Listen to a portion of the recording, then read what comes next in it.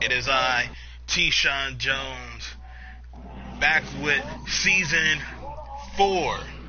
Season 4 of Faceoff Generations. Yes, it is season 4. Can you believe it? I'm still doing this. Why? People say, why don't you stop? What's Faceoff? Why don't you do something else? I tell you why I'm not going to do anything else, because I built Faceoff from the ground up.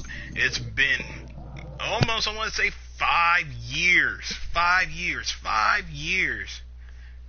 I've been doing Faceoff Generations. But you know what? I am not going to stop. I will never stop. Until they stop making wrestling, which they won't. Until wrestling cease to exist. Until they erase wrestling from encyclopedia, from the internet, I will not stop making Face-Off Generation. Well, that until my son goes to school. But anyway, I am not alone. All the way from Dallas, Texas. It's my brother, my big brother. Yeah, man, it's my brother from another mother. Shout out to his mother.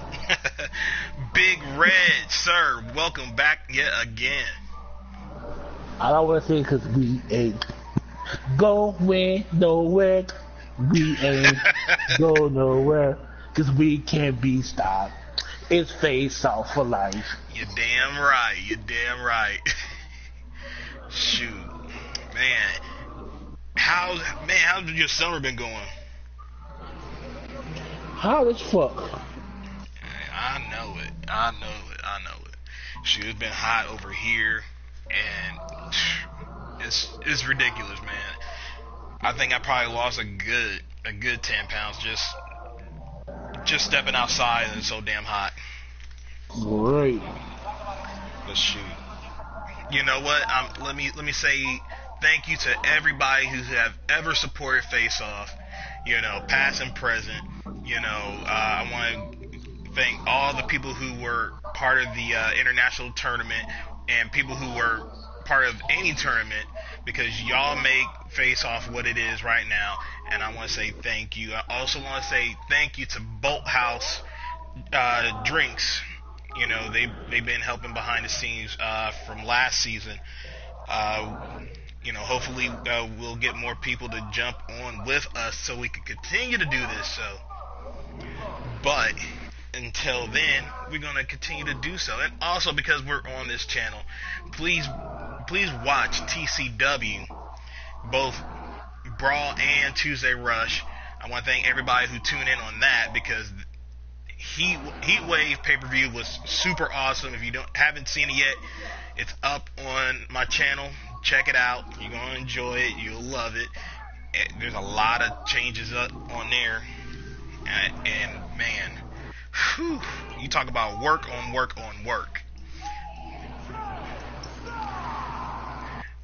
If you're listening now, you hear my brother in the back. He is watching Extreme Rules 2018, and apparently there's been a lot of changes in that pay-per-view. Yes, it has. Man. And from what I've been keeping updated with, I'm just kind of shocked about it. I'm not going to give out any spoilers. If you want to go and see the results, go to WWE.com or any dirt sheet, or even Wrestle Talk. Shout out there to Ollie and Luke and fake Luke. El Ficador. But yeah, man. We're you know what, and we're gonna do things different here on Face Off. We're not just gonna talk about wrestling. We're gonna talk about other things. We're gonna talk about other Face Off that is possibly down the line. We always have, like, I'm gonna change it up, like Face Off between Michael Jackson and Prince, Face Off between Popeyes and KFC, or even Jay-Z versus Nas. Yeah, we're gonna have those this season. Trust and believe your boy. it's not just wrestling. It's going to be a lot of different things. We we also going to have discussions on whereas wrestling has been going in the past 5 years. That's right. It's going to be a lot different this time around. We're going to just shake things up a little bit. So, speaking of shaking things up, and I had just mentioned it. Who do you have, KFC or Popeyes? Oh, Popeyes. Damn. Okay, I'll put it like this. When it comes to the chicken, I'm gonna say Popeyes. Because they got that good ass spicy chicken. Their chicken is off the fucking chain. Spicy chicken is good. But I hear a butt coming on this. I don't know if it's just here or not, but my mom told me, like, when she went down to Louisiana with my brother, because my little brother's family is from Louisiana. And she had Popeyes down there. Okay. And she said their biscuits down there are not dry. Yeah. I keep hearing that their biscuits are dry. I hear, and that's the thing. KFC's biscuits are better. Right. And if you want to talk about biscuits, if you're going to be honest, Churches has the best biscuits with the butter biscuits. Yeah, with the honey butter biscuits. And here come Churches with the biscuit game. Right. Like, yeah, ain't nobody got the biscuit game like Churches right now with the honey butter biscuits. I'm sorry. Amen to that. You know what? And I'm gonna be honest. I haven't had Church's chicken in a long time, but I had it the other day, and it's a hit and miss when you go to Church's. It's a hit and miss. But as long as you got their biscuit, it should be a-okay. And like you, I like Popeye's chicken because their spiced chicken is on point. KFC kind of fell off their game on their spicy chicken. I think they're not catering to the people who like spiced chicken. I think they're going with the whole. They're going with the Nashville, Tennessee stuff. I remember back in the day they used to have this Chipotle chicken at KFC. I don't know if you remember that, but it was Chipotle chicken. I don't know if it was just here, or I don't know if it was everywhere or what. But they had this Chipotle it had to be chicken there. back in the day, and that shit was fucking off the chain. I don't know why they stopped making it, but I think they should bring that Chipotle chicken back because that shit was good. Oh damn! It must have been. It had to have been there because I haven't seen it. The only chicken that they even came that's different from KFC is now the Georgia Gold and the Nashville Fires, whatever new one is out now. But yeah, I'm gonna have. I still haven't tasted either one of those. I'm sorry, but and I know Bake is probably going to watch this, and he's probably going to hate me when I say this. When they had Enzo and Kaz doing the ad for the Georgia Gold, Enzo made it sound so good I had to check it out. I had to check it out, and you believe it or not, it was really good. And when you have a biscuit on the side and they have that sauce on it, oh yeah, it's banging. It's straight up banging. But let's get into some news. So if you've been living underneath a rock, Rey Mysterio has signed a deal with WWE. It's official. He's coming back. Now, some say it's a spoiler. Some say it might be from reading a dirt sheet, but you can't read a dirt sheet if it's true on a video game site. I got the news from a video game post that Rey Mysterio was going to be a pre-order to add to the WWE 2K19. So. I mean, if anybody didn't figure out that they can't some kind of deal, I mean, when they put somebody as a pre-order, I mean, okay, let's go back to when they did it with the Ultimate Warrior. he got put in the Hall of Fame. Mm-hmm. That same year, he was a pre-order. Goldberg, Hall of Fame, pre-order. Sting, pre-order, Hall of Fame. And Brock Lesnar. Right. Well, Brock, I was like, if you didn't see that pattern coming, if you don't see what the pattern is, then hell, what the fuck? That's not a spoiler. I'm like, hell, they spoil it when they let you know that, hey, okay, Rey Mysterio's gonna be a pre-order. Okay, yeah, he's coming back.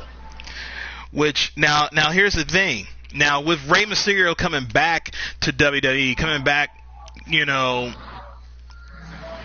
to the company that basically he walked away from. Well, or some was saying his contract ran out, whatever. You gotta think now, what brand is he going to? Will he go to Raw? Will he go to SmackDown? Or will he go to 205 Live? What role will he play in WWE now that he's back? Honestly, to me, if you're looking for star power, you might as well take him over to 205 Live.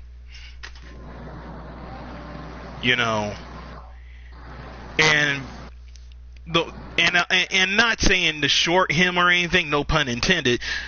I can't see him fitting in on Raw. No, I say if they put him anywhere, put him on SmackDown. That way, I think a good feud with him and Cien Almas will be fucking fire. Especially since Ray done got himself back in shape and shit too. Yeah. I would love to see that shit. Andrade Cien Almas versus Rey Mysterio. Damn. That would be dope. That would be dope. I ain't gonna lie. That would be super dope. Shoot, but let's get to with Ray. That would be interesting because from what I've been told from numerous people is that Ray wanted to come back to WWE, but play a heel turn, play a heel and have his own group, leading his own group of either luchador or Latino wrestlers. It would be awesome to do, but as we all know, that can't happen in WWE.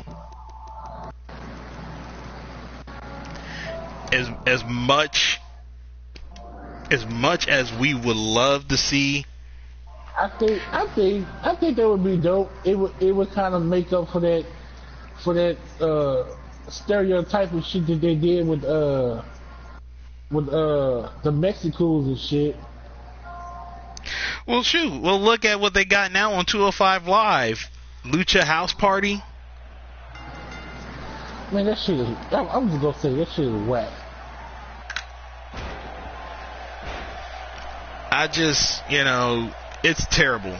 Why would you do that to all those wrestlers over there that are in the lucha style? That's kind of is whack. It's garbage. You're basically letting them spin their wheels, and even to Kalisto, who was an indie scene wrestler, who basically worked his way all the way to the top, but had been knocked back down. And I'm gonna say it. I blame Vince and I blame Ryback. Like you led us to believe that Kalisto could take out Ryback and win the U.S. title, which is in the books. But here's the thing: if you're gonna do something with lucha, you need to treat them equal, honestly.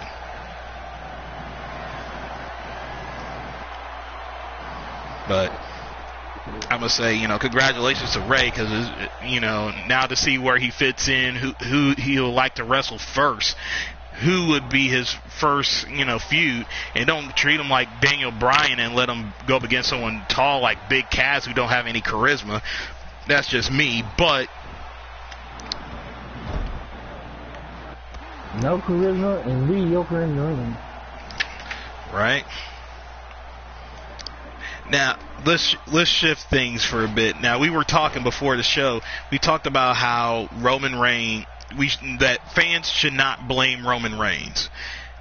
the way he is. You should we say you should blame Vince and the creative. Yep. Now, here's the thing, and I totally agree with you on that. Like, don't blame Roman, blame creative. Now, some will say, oh, well, Roman said, yeah, I'm going to go with it.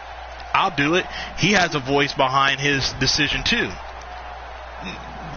Yes, it's 25 to 75% true. Yeah, he has a voice, but at the end of the day, it's Vince's choice. Let's just say he doesn't have that Undertaker, The Rock, Stone Cold. He doesn't have that type of stroke yet. Exactly, and it's hard, and yeah, it's hard to go up against Vince, and it's hard to go up against the fans at all in this type of point in his career. I feel like with Roman and if Vince is listening to this, or even Paul, Hunter, let the man go. Let Roman Reigns go and and repackage him. And you're not going to make this guy, and I say this with all respect, you're not going to make Roman face of WWE. The fans are the face of the company. You can try to mute out the boos. You can try to go to other parts of the world to try to make Roman get over, but it's not going to happen. You keep pushing Roman Reigns versus Brock Lesnar down our throats, but as you see, it's not gonna. It doesn't fit. That's what she said. You know what? One day I was watching Wrestle Talk, and it was Luke Owen that came up with a dope ass storyline that would be a dope ass storyline for Roman Reigns. And I sit there and I listened to him, and his storyline was, okay, if y'all really want to get Roman over, fire him. K-State, fire him. Like he said, not even K-State, let him go. Let his contract expire. Let him go. He's not under contract with WWE, period. But he's still working with them under the table. Let him go to independent promotions, like the promotions that they have working relationships like Evolve. Like they have a working relationship with Raw. Let him go over there and be the anti-WWE guy. And it's talking about how they forced him to do this, to do what he didn't want to do, and they didn't let him grow. They didn't let him blossom beyond the Shield gimmick and everything, and that everything that they was doing, it was their doing. It wasn't him. Let him go out there and show that. And don't even use Roman Reigns, use his real name. And let him go out there and show I'm not Roman Reigns. I'm Joe, I'm Joe Illinois. You know what I'm saying? I'm part of the famous fucking wrestling dynasty, Samoan family. Let him go out there and show him that he does have these real wrestling skills, that he's just not limited to what they let him do and let us see on TV. And go out there and show how he is, and then, he said not for 1 month, not for 2 months, 3 months, but let this go on for maybe a whole year. And then, WWE started noticing that, so, now he's showing us something, and they realize that they've been limiting him to this, that, and the other, and try to make it something that he wasn't, or something that he didn't want to be at the time, and then bring him back. Let him go out there and get that experience out there in the indie scene. Cause he's homegrown WWE talent. Once he left the NFL, he can't stay WWE. He hasn't been out there in the indie scene. So let him go out there in the indie scene for a year, pick up some other shit, add to the arsenal, and bring him back a year later. Okay. I mean, it could work. It could work. Yeah, like you said, go out there. He could promo the shit hey, I'm not Roman Reigns. I'm Joe Noah. I'm not that dude that WWE was trying to make me be. Yeah, and This they need is who I am. and see whoever's writing his stuff and whoever is like pumping his head saying like, this is going to work. Roman just needs to say, you know what, and do like what a lot of these other, wrestlers that are in his position do, and just walk away from WWE. It's not like they're going to fire him. They're going to have to respect the fact of his wishes. If you're trying to push this dude to be this face, you need to let him listen to the crowd and let him be who he wants to be. Because obviously it worked for Randy Orton, and obviously it worked for Dean Ambrose, and just let it happen. Shoot, let him remake himself. Cause look how many. I'll even say it. Xavier Woods, Austin Creed. I'll say is the major plot of New Day, and they're rocking still strong. If Vince really want to push Roman, he needs to rebrand him. But that's most definitely that's just an all. Let's talk about Brock Lesnar and the whole UFC thing. When DC called him in the ring after his victory, I felt all that was scripted. It was. I mean, here's the thing, and if people are watching, go back to that clip. I never seen a guy smile to get pushed. When Brock Lesnar pushed DC, he was smiling. Now, if it was a real legitimate beef between these two, they would have had security in there, not this fake security, because that you could tell that was like faker. If it was that serious, I don't think Ben and White would have let them near each other at that time period.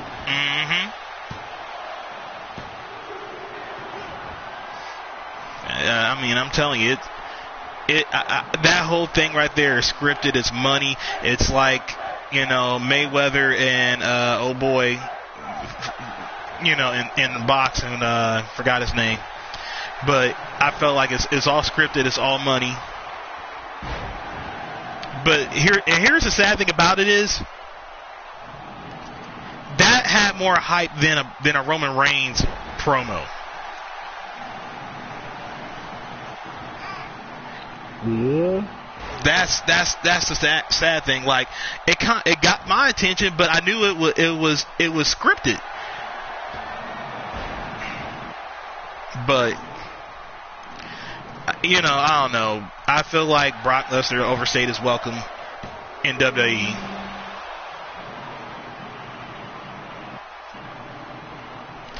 I feel like the Universal title has no prestige to it anymore. Because they should have, and I'm going to say it, they should have let Roman Reigns win at WrestleMania. I don't know. What's your thoughts on the whole Brock Lesnar UFC Universal title? Yeah, I feel like,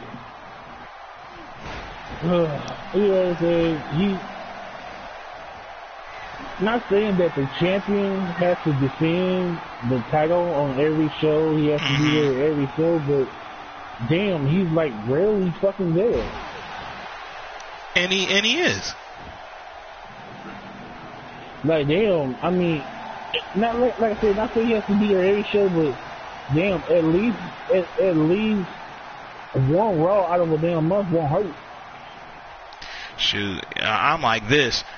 And it's not a jab to who the person I'm about to say. JTG have more TV time than Brock. Right. I'm just saying. I feel like, if you're a champion, you should be there. Like you said, at least, what it's not like you're doing a full schedule. Show up twice, Let it be known you're still working for the company. I mean, and when Miz was on Raw, I felt like what he said was right. the Intercontinental Championship had become the it title because that was the only fucking top title that was there. Right. And believe it or not, like you said, like the Miz is right. Miz has grown on me now. I feel like he had put everything out front. There's nothing to hide about it. It's true. The Intercontinental title is the it title. And look, Seth was holding it, and he made that title like the world title. And now look who got it. Like, dude, Dolph Ziggler. right now I'm watching Extreme Rules, right? And it looks like the Intercontinental title match is about to be the main event. Why? Because there's no Universal title there. Do apologize. Son's acting brand new.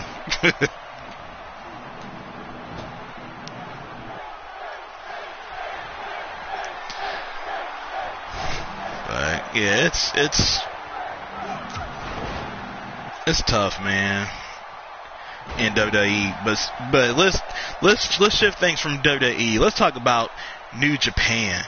That company has been on fire. And they don't come on TV here in the U.S. that much. But if you watch it, religiously, man.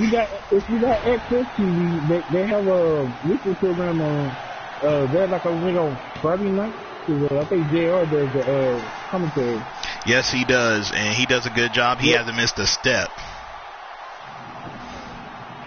Oh damn! How does it feel, JR? If you work for both. You work for both New Japan and WWE.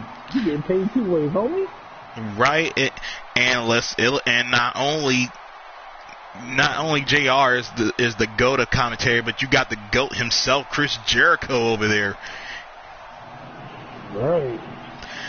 And then Kenny Omega winning the World Heavyweight title, and you have the Bullet Club, breaking up, If you want to talk about the Bullet Club, man, this is going to be one hell of a storyline. This is almost like the Black and NWO Hollywood versus NWO Wolfpack. Dude, when I saw that, I'm like, yes, this is like they don't even talk that much in New Japan. Nope. They get straight to the point. What tripped me out was that, like, Bad Luck Fale finally spoke about the situation. And the only thing he had to say when he got up to the podium, fuck him. And that was it. I was like, wow.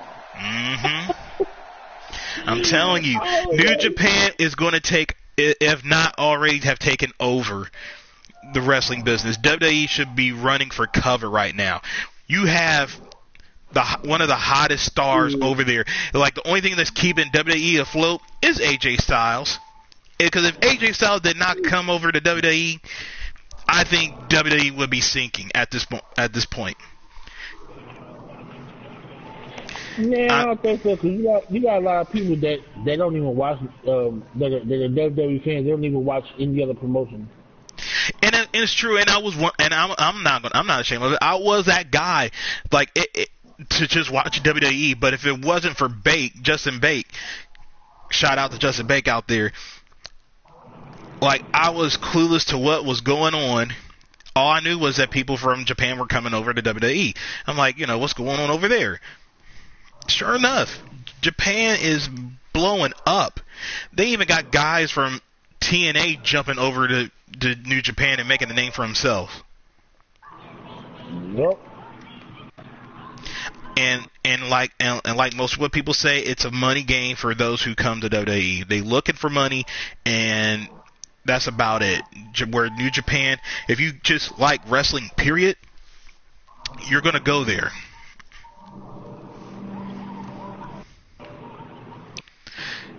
Cause who was it? Billy Gunn, who was in WWE, he was fired, let go, or whatever you want to call it.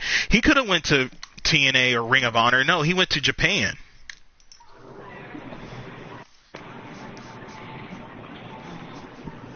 you know, and Japan is about to take over seriously. Not only that, but and like I said, we talk more than just wrestling over here in Faceoff. Freaking New Japan is bringing out the Fire Pro Wrestling, the video game. They made a commercial with Kenny Omega and I forgot his name. Yeah, I saw that. Yeah, you know who I'm talking about. And I'm like, and Fire Pro is one of the biggest wrestling games out there. I think, and I hate to say it, it's going to outshine WWE 2K19, but the only reason why it's not going to outshine it is because you got AJ Styles on the cover.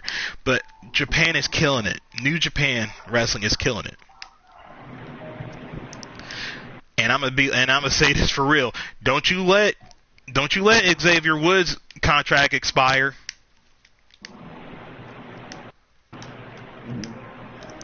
Don't you let Daniel Bryan's contract expire and let go. No, well, from what I read, he already signed a new 2-year deal. Oh, Daniel Bryan? Yeah. Oh, boo! Damn, Daniel. Well, I don't think he really wants to go nowhere because of the simple fact, you know, I don't think he really wants to drag Bree and little Birdie over to Japan and shit, away from the family and shit. I mean, they don't have to. Bree can still work for the WWE. I mean, they still got what? Isn't that Bella show? Total Bella still, or Total Diva? One of them? Aren't they still doing that shit? Yeah, you don't have to. Yeah, but I don't think Daniel wants to be away from his baby like that. He ain't gonna do it. That's his first child. He ain't gonna want to be away from the. He ain't gonna want to be away from his kid like that. Damn. But like I said, shoot. Don't let Xavier Woods' contract expire because he loves it over there. He loves it over there. He said it himself.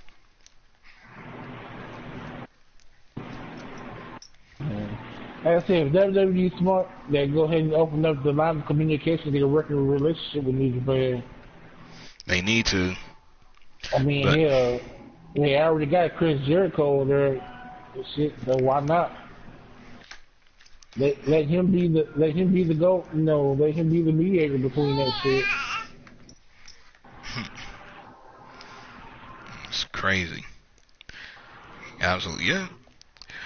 But I would love to see them have some, talent exchange and shit. Because I would love to see a fucking reunion between the original Bullet Club members and shit. Oh man. That right there is a whole like 5-year storyline within itself. You talk about AJ Styles, Finn Balor, the Good Brothers, So even Adam Cole. Yeah, but right now there's only like 2 original members left there in the Bullet Club, which is Bad Luck Fale and Tama Tonga. Only 2 originals left, and you got the other 2 originals over here, which is Finn and Carl Anderson. Like, shit, it was just like I said, I watched that shit when they attacked him, and it was like, Tom Tongue was like, he said he don't respect Kenny because, like, hey, I felt where he was coming from, like, how you gonna let Cody come in and claim, if you was a real leader of Bullet Club, how you gonna let somebody else come in and try to take over your shit? Yep. I feel it. I know about it. I mean, yeah. Like, in anyways, and if you look at it, it should have been by seniority. Like, it should have been by seniority anyways, because after Finn left, Carl Anderson became the second leader because he had the longest tenure. He was one of the original. Right. After Carl Anderson left, the only reason they put AJ Styles as the leader is because everybody respected AJ. Yep. That was the unanimous decision to have him. And after he left, it should have been either Bad Luck Fale, or it should have been Tommy Tonga taking over as fucking Tommy Tonga should have taken over. Tommy Tonga, he that's one cool mother. You know what? Yeah. if they ever put him in WWE, it's over. It's a wrap. Don't worry about it. He will say whatever. He'll say whatever he want to say. You think Brock Lesnar's bad? Man, come on now. Oh hell yeah. Him and Bad Luck Fale, they have no filters at all. But hell, even Whatchamacallit don't have no filter neither. Formerly known as Camacho in WWE. Yeah. Finding that out, like, what? Oh, WWE, yeah. oh, y'all slipping. Yeah, them damn tongues don't have no filters on them whatsoever. Right? Shout out to Jimmy and Jey Uso.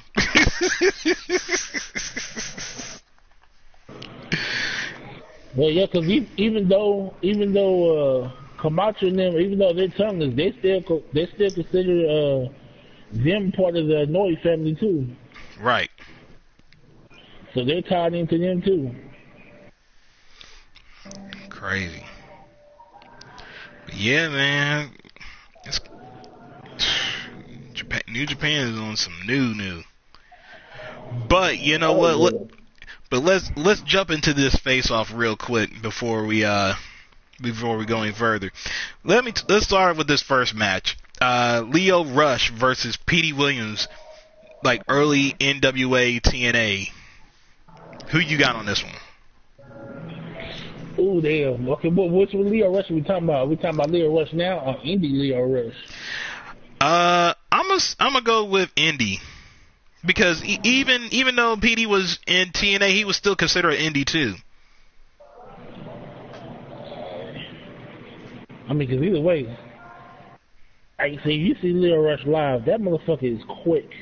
Oh yeah, he quick.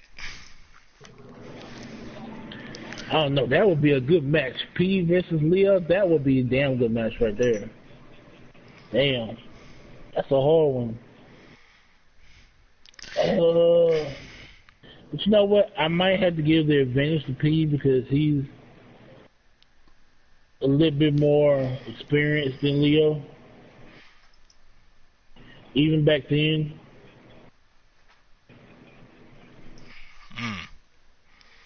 I think he'd kill him with that Canadian destroyer.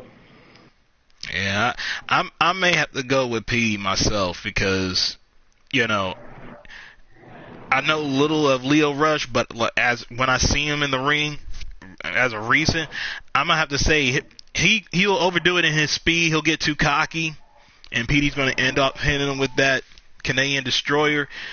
You know, Petey's really good. I ain't gonna front. And Leo's better than bad. But I have to at the end of the day, I'm gonna have to give it to Petey. Let's see. Next match will go in tag team division.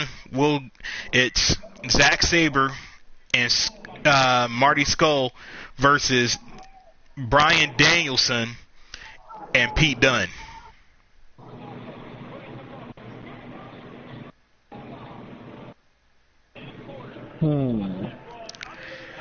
Bryan Danielson and Pete Dunne. Damn. And you know what? I may have to go with my brother on this one with Justin Baker. I may have to go with Danielson and Dunn. Yeah, that's what I would lean toward. And nothing to take away from Marty, but Zack Sabre is lethal. I think that's the only guy that could probably stop Bryan Danielson.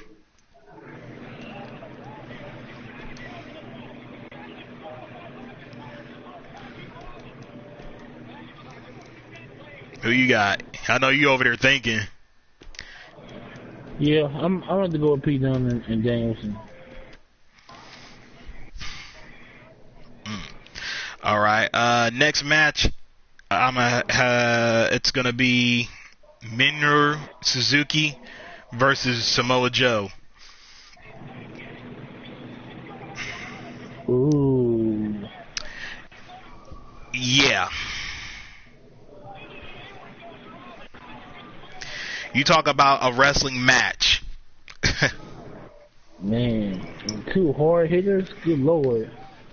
And like I was telling Justin Bate, like, dude, this is a grappling match.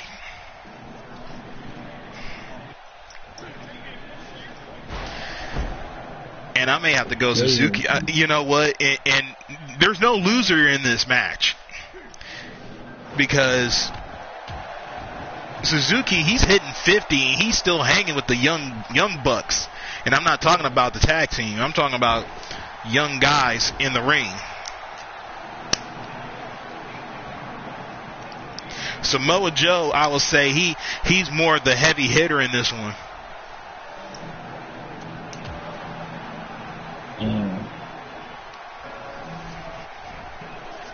I think I might have to go with Suzuki, though. Yeah, you might as well just run with the team on this one. Next up, we got Bullet. Since we were just talking about Bullet Club members, let's talk about these two. We got Cody Rhodes, Bullet Club member, and Adam Cole, Bullet Club member. And you got to remember, they were both ROH World Heavyweight Champions, too.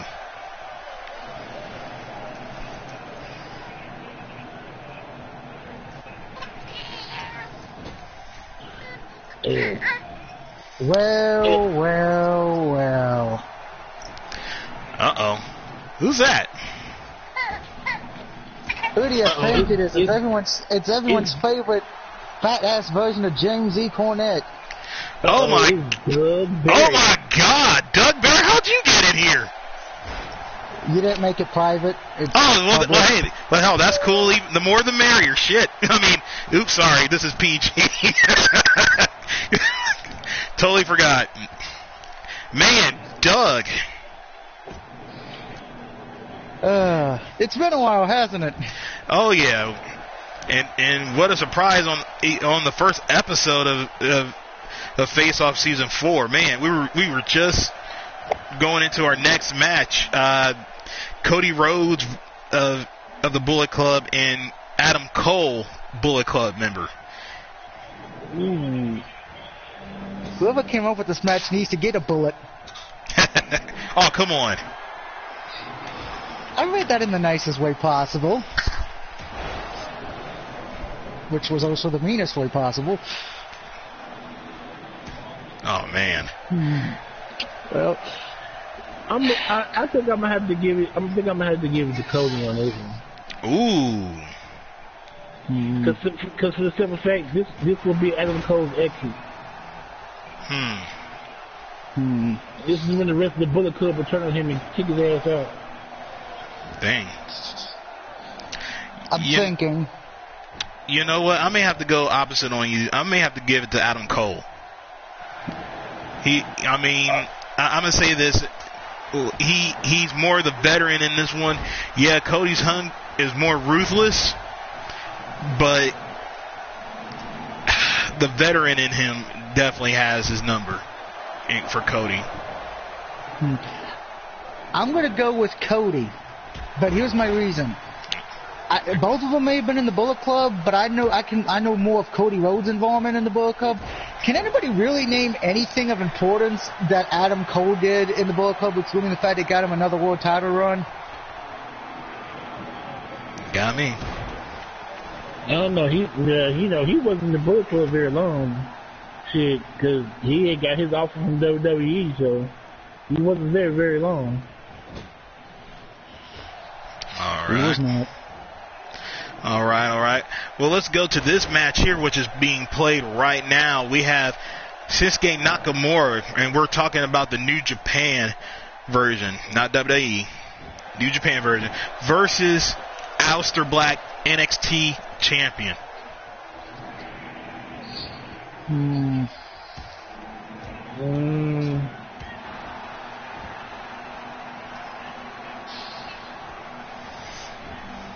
Yeah, you guys are thinking now.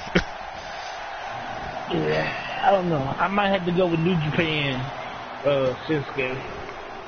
Okay. He was a little bit more aggressive in New Japan than he is in WWE. Well, and here's the thing: a lot of people don't know is like WWE make their wrestlers tone down their moves, and when I noticed that was with Rob Van Dam.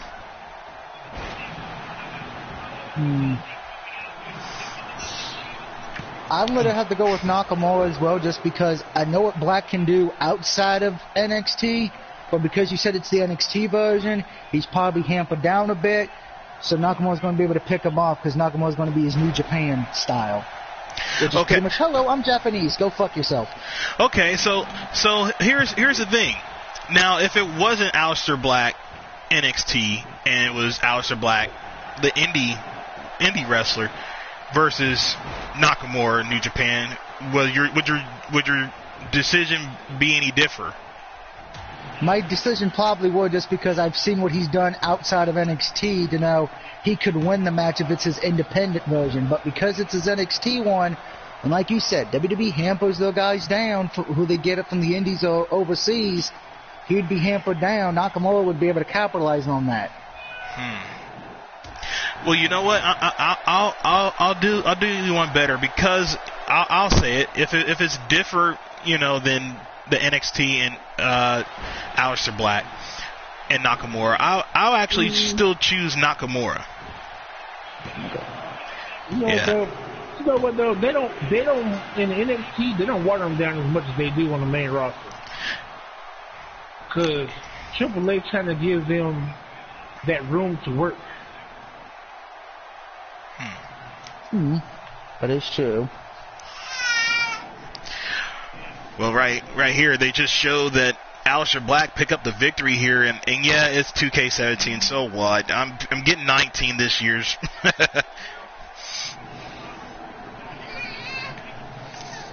I'm not going to say what I'm getting this year for wrestling because it's not WWE. All right, let's move to the next match. Let's see.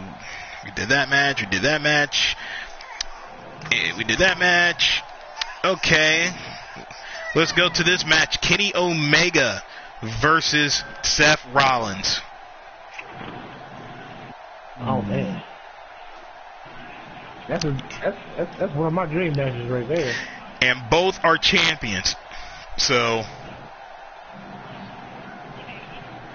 you talking about current Kenny Omega? Well, you know what? I'll do one even better. We're going to go all-star for both men.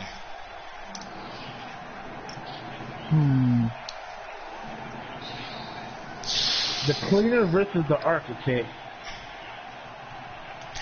And so far on our Facebook page, we've gotten both Omega from Justin Bake and Omega from Andrew Kubich. I hope I'm not butchering that name. Oh, it's my old buddy, the Ghost of Test.